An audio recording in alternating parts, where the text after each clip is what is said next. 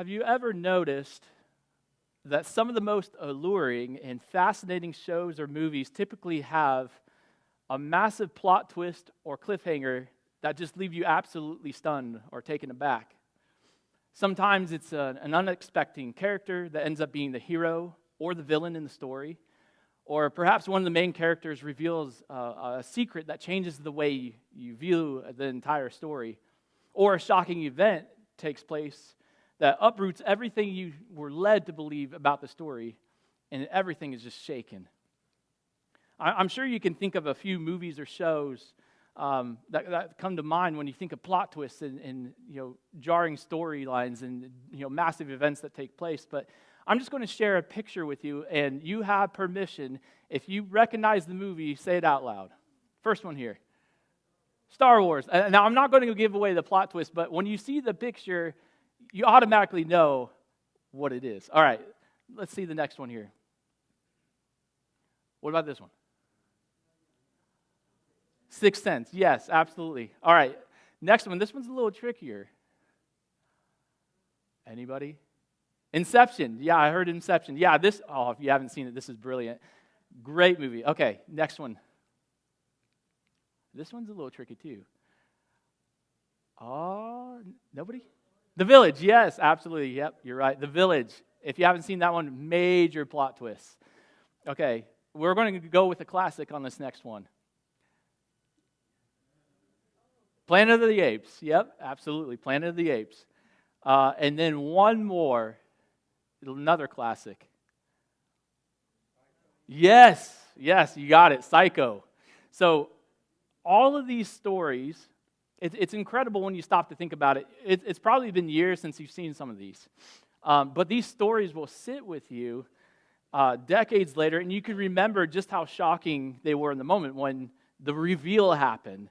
And when you rewatch them, you start to see the subtle hints and clues that are kind of pieced throughout the movie. And you go, how did I not see that before? I mean, everything was right there leading up, telling me this was the murderer, or this was the person that, they're the bad guy, or they're the good guy. How did we not catch that?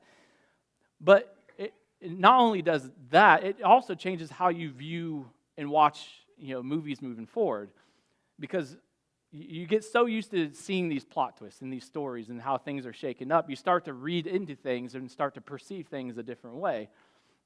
How you watch movies, shows, or even the books you read, you're always waiting for that plot twist.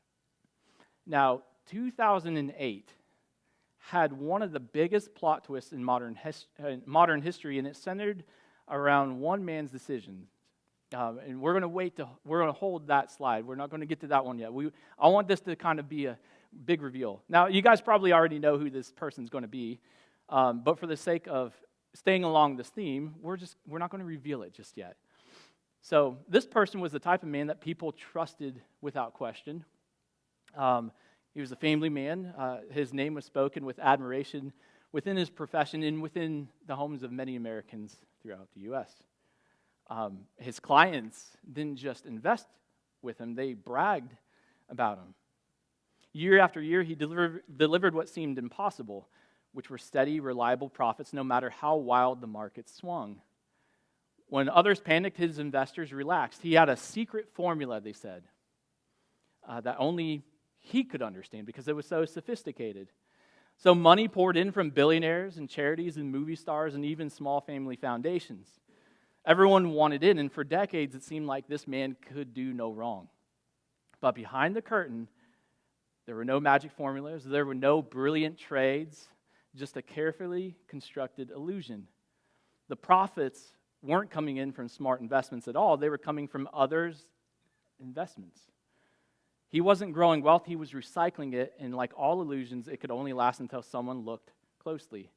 So when the financial crisis hit and investors began demanding back their money, billions of dollars he didn't have, a lot of people got upset.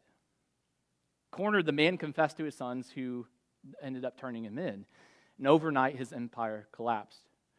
Tens of thousands of victims were left ruined, and the total fraud estimated at $65 billion, the largest Ponzi scheme in history. And the name of the man who pulled it off? Exactly, this guy right here. He went from one of the most trusted figures in finance to the face of deception itself. A reminder that sometimes the biggest lies are hidden behind the most convincing smiles. Now, we know how the story with Bernie ends, being sent to prison, but what if Bernie were given the chance to be pardoned? What if all of his wrongdoings were forgiven, but with the caveat that he would pay back all those he had wronged? How would you feel about that? What kind of emotions would that elicit? Now, some of you in this very room might have been affected by what he did. I'm not sure.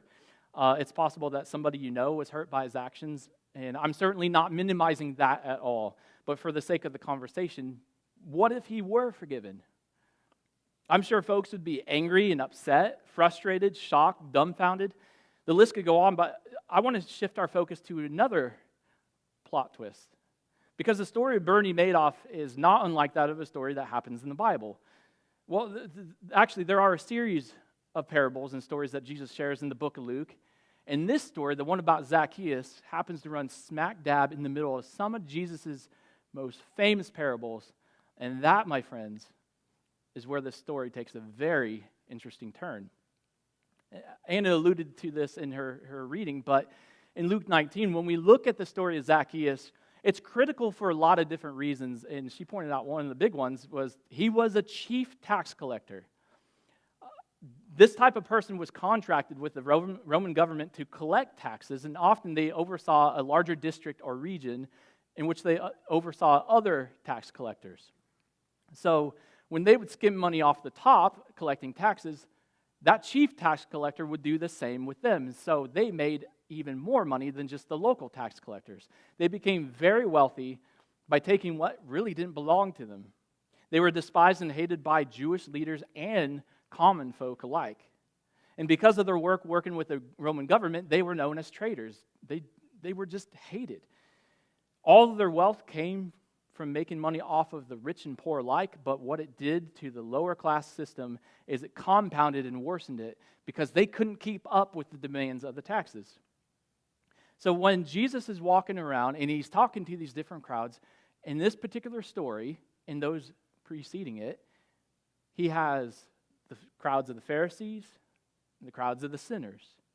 But when it comes to the different crowds that were meeting with him, when you think of the type of people or the type of person that should be forgiven, the tax collector would probably be at the end of the line.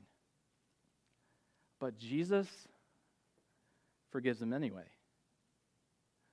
Why is this important? It's an important lesson in and of forgiveness itself, loving the unlovable, showing mercy, but it's also important because it follows and parallels some of Jesus' other parables. In Matthew 18, Jesus talks the parable of the unmerciful servant, and this is a story about massive forgiveness. You have this guy who, this worker owes a lot of money, an exorbitant amount of money, and this guy pleads and begs with him, I can't pay it, can you forgive me? And the guy forgives him. Well, then this guy in turn goes about and someone else owes him money, and this person's begging for mercy with him, and he goes, no, you got to pay me back. And in the story, it's about extending mercy and not taking advantage of the disadvantaged. But it also kind of parallels what we're talking about with Zacchaeus, somebody that doesn't deserve mercy and forgiveness. Then you have Matthew 20, where you have the parables of the workers in the vineyard. You know, the story goes that there's an owner of a vineyard, and he needs workers to work in his field. So throughout the day, starting in the morning up through the evening, he hires different hands. And at the end of the day, they're all paid the same wage. So the workers from the morning time are a little ticked off, rightfully so, that they got paid the same amount as the person that started working in the afternoon, fewer hours. Makes sense. But this is a story about forgiveness and loving all those who come to Jesus. There's nobody that's outcast. Then you have one of Jesus' most famous parables that happens just a few chapters before the one of Zacchaeus, the parable of the lost son. Now, I don't think it's a coincidence that Luke puts Zacchaeus' story where he does. See, Jesus is on his way to Jerusalem, and along the way he comes across those two different types of crowds, the crowd of the religious leaders and those of the outcasts. So Jesus does what he does best, and he tells this a bunch of different parables. The parable of the lost sheep, the lost coin, and the lost son.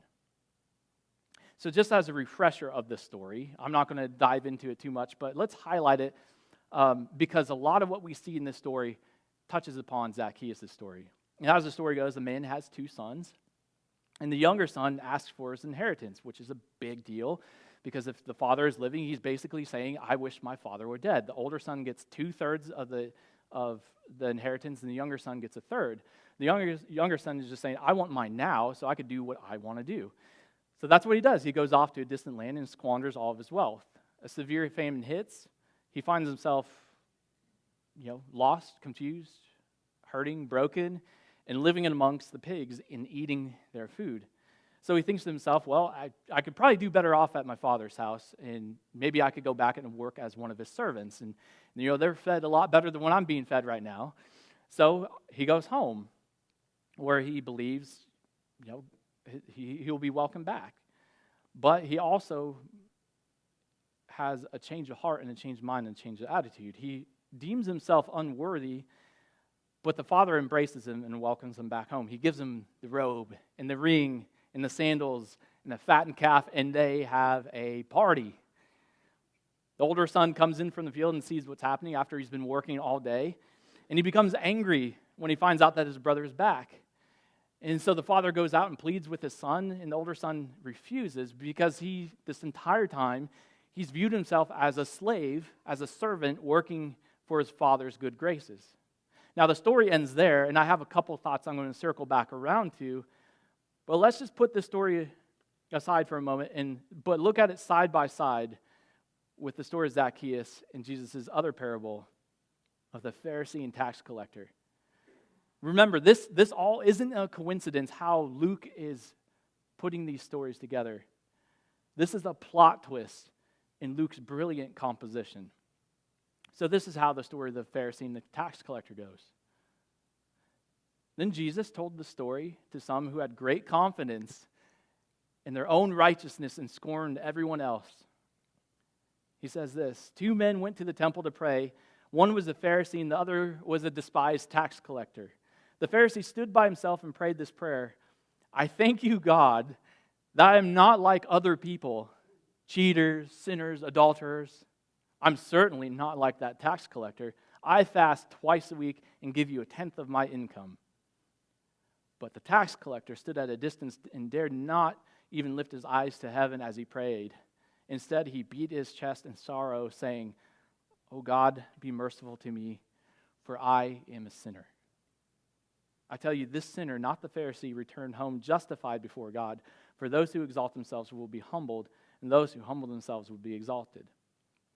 So on one hand, you have the story of the lost son where the father represents God, the older son represents the Pharisees, and the younger son represents the outcasts, the unlovable, the untouchables, the sinners, the prostitutes, the tax collectors, the other crowd that had gathered to listen to Jesus. That's who the story is about. On the other hand, you see the parables or the parallels with Zacchaeus, the lost son, and the Pharisee and tax collector.